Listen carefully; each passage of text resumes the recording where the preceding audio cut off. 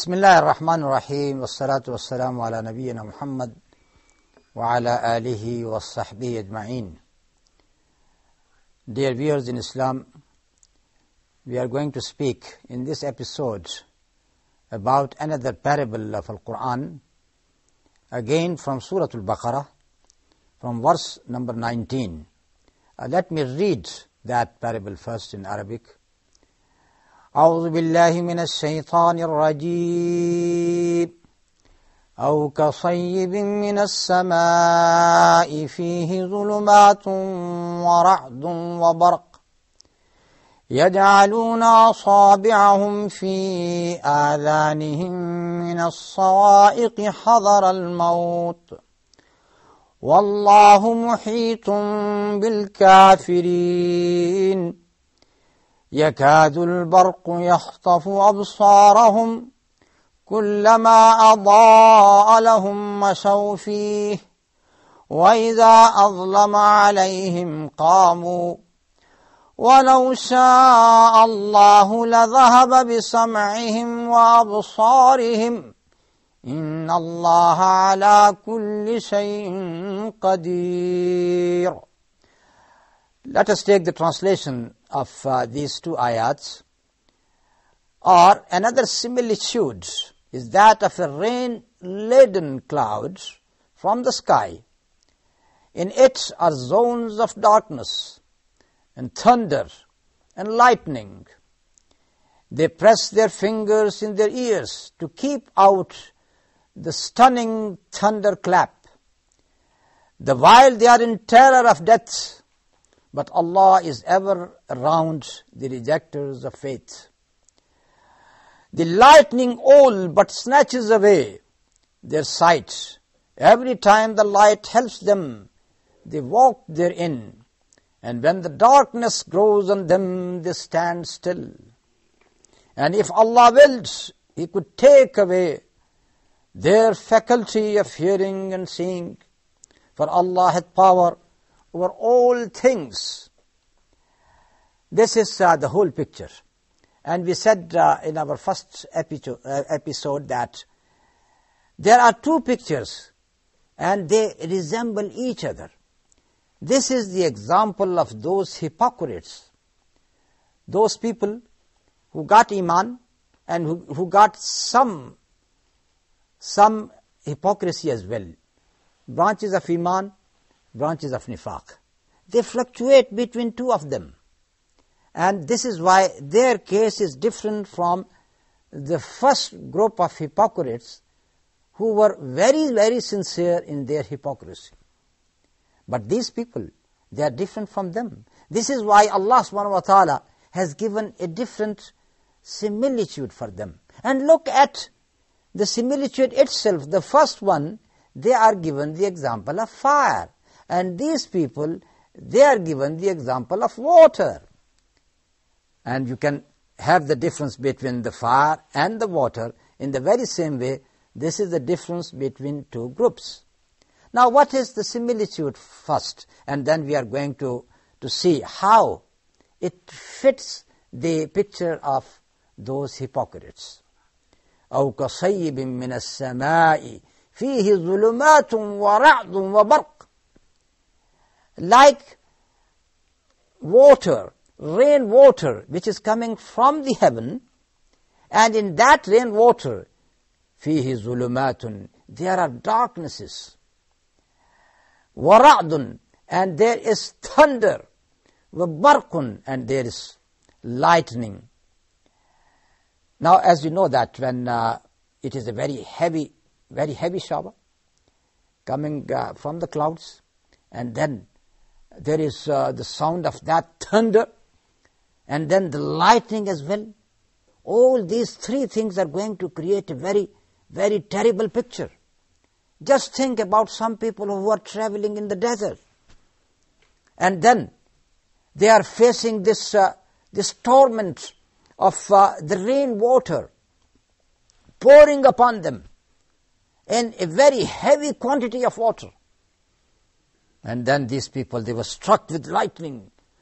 They got that thunder which they can't bear. And this is why يَجْعَلُونَ أَصَابِعَهُمْ فِي آذَانِهِمْ مِنَ السَّوَائِقِ حَذَرَ الْمَوْتِ. They want to put their fingers in their ears because they don't want to hear to that sound of the thunder. حَذَرَ الْمَوْتِ, because they are scared of death. Anytime that lightning is going to fall upon them and they are going to die. This is why they are moving in such a way of a person who is very scary, very fearful of death. Wallahu muhitun bil kafirin. Now, what is the example here? The example is of those munafiqeen who got iman and who got nifaq. Now this rainwater, that is the revelation. Because revelation is given the example of rainwater in many verses of Al-Quran. Because rainwater is coming from the heaven. The revelation is coming from the heaven as well. Now in that revelation, فِيهِ ظُلُمَاتٌ وَرَعْدٌ وَبَرْقٌ. There are darknesses, there is thunder, and there is lightning. What does it mean? Zulumatun. Darknesses. Darknesses means that when you accept the revelation, you are going to face so many difficulties in your life. Once you profess Islam, even your own kith and kin, your own relatives, your own wife, your own father, your own mother, they are going to oppose you. They are going to turn your life into hell. Don't think that to become Muslim is a very easy task. No, because you have to change everything in your life. So, expect some difficulties when you become Muslim. And these difficulties are because you have accepted Islam. So, these difficulties are going to come. And but some people, they don't want to take these difficulties at all. وَرَعْدٌ. And there is this thunder. What is that thunder here? Thunder. In the revelation itself, there are some commands which seem to be, of course, very easy. Praying and also fasting and going for Hajj. And in the same way, even giving zakat. But when it comes to some harder types of commandments, sacrifice with your money. Give money in the path of Islam. Sacrifice with your soul, with your nafs in the path of Islam. وَجَاهِدُوا فِي اللَّهِ حَقَّ جِهَادِهِ. Strive fast in the way of Islam. These are the thunders which come to you. And if you are a true Muslim, you say welcome to them. You face them with smiling face. On the other hand, a hypocrite, he thought that to become Islam is a very easy matter, and then you got no demand to sacrifice, no demand to give your money, no demand to do jihad. No, that is not the case of a faithful Muslim. He is going to accept all the commandments of Allah subhanahu wa ta'ala with an agreeable soul. Now what is the barq? Barq, lightning here. Lightning here, it means those commandments of Allah subhanahu wa ta'ala, those who gives you inspiration, who enlighten you, who becomes your helpers. But these munafiqeen people are hypocrites people. Whenever they see these lightnings and these commandments, they don't want to accept it. This is why they insert their fingers in their ears, because they don't want to listen to all these commandments. يَجْعَلُونَ أَصَابِعَهُمْ فِي آذَانِهِمْ مِنَ السَّوَائِقِ حَذَرَ الْمَوْتِ. As if it is death which is coming to them. When it is said, do jihad in the way of Allah subhanahu wa ta'ala. And jihad is to do effort in the way of Islam, just to convey the message of Islam. That is jihad. Even that is not acceptable to them. They think that this is death. So this is the picture of these munafiqeen. Wallahu muhitum bil kafirin. And Allah subhanahu wa ta'ala encompasses the non-believers. Yani they must not think that they are going to escape the will of Allah. Now the picture is not complete until we read the next verse. يَكَادُ الْبَرْقُ يَخْطَفُ أَبْصَارَهُم. The lightning all but snatches away their sight. يَكَادُ الْبَرْقُ يَخْطَفُ أَبْصَارَهُم. When the revelation was shown to them, they see the revelation, they see the commandments which are pleasing to them, they do take some steps in their way. كُلَّمَا أَضَاءَ لَهُمْ مَشَوْا فِيهِ. Whenever it is lighted for them, they walk in it. So it means that these people, they got Iman. And moments of Iman are the moments of light. And in that light, yes, they walk. They walk few steps with the believers. And this is why on the Day of Judgment they are going to say that, O believers, we were with you. And so why we are treated now differently on the Day of Judgment? كُلَّمَا أَضَاءَ لَهُمْ مَشَوْا فِيهِ وَإِذَا أَظْلَمَ عَلَيْهِمْ قَامُوا. And when it is darkness, they stand still. What is the darkness here? When they leave the light and they go back to their old practices. They go back to their old practices of kufr and infidelity and hypocrisy. Qamu, they stand still because they don't want to go ahead with the teaching of Islam. وَلَوْ شَاءَ اللَّهُ لَذَهَبَ بِسَمْعِهِمْ وَأَبْصَارِهِمْ.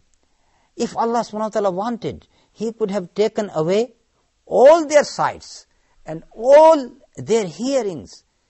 And as Allah subhanahu wa ta'ala has taken of the first group. The first group was of those hypocrites who have totally lost their Iman. Allah subhanahu wa ta'ala could have treated this group in the very similar way. But why the treatment is different? Because these people, they got some moments of Iman, some moments of Nifaq, some moments of faith, some moments of hypocrisy. This is why they fluctuate between the state of Iman and state of Nifaq. And Allah subhanahu wa ta'ala has ended this verse by saying, إِنَّ اللَّهَ عَلَى كُلِّ شَيْءٍ قَدِيرٍ. Indeed, Allah subhanahu wa ta'ala is able upon everything. Nobody should think that somebody can frustrate Allah subhanahu wa ta'ala. No. Allah subhanahu wa ta'ala can't be frustrated. Allah subhanahu wa ta'ala is able upon everything. What He got is sunnah, a way, an established way. He treats the people according to that way. Take one step to Islam and you will find that your path to Islam has become easier. Take one step to infidelity and you will find yourself that path has become easier for you. Don't you think that when you take one step to the mosque, when azan is pronounced, you take one step to the mosque, then eventually you end up in the mosque. In the same way, if you want to go to anything bad, you will end up there as well. So that is the sunnah of Allah subhanahu wa ta'ala. And with this explanation, we come to the end of this episode. Assalamu alaikum wa rahmatullahi wa barakatuh.